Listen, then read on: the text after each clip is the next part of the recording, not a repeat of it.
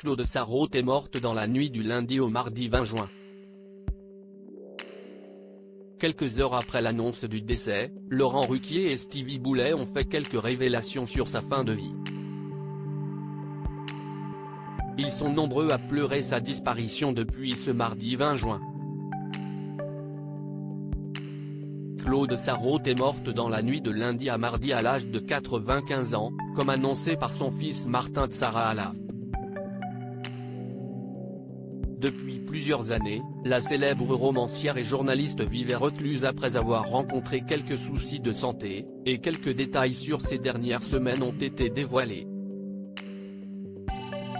Quelques heures après l'annonce du décès, l'équipe des grosses têtes de RTL s'est réunie pour une édition spéciale en sa mémoire. À cette occasion, Stevie Boulet et Laurent Ruquier se sont livrés sur la fin de vie de leur ami. Du propre aveu de l'animateur de 60 ans, très ému, Claude Sarraute voyait son état se dégrader.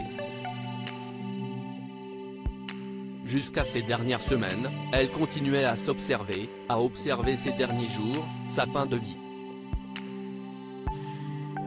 Elle avait encore cet œil de journaliste, elle était curieuse de ce qui lui arrivait, curieuse de sa transformation, même physique.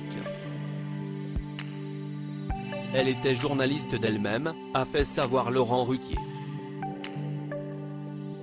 D'ailleurs, si elle est partie naturellement, Claude Sarraute avait envisagé le suicide assisté. Elle était effectivement adhérente à la fameuse association du droit de mourir dans la dignité.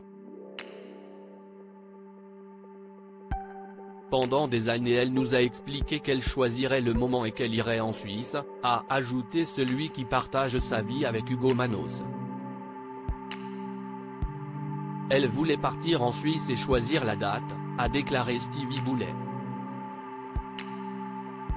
Son état de santé se dégradait. Brillante intellectuelle, la principale intéressée avait longtemps fait le bonheur des auditeurs des grosses têtes sur RTL.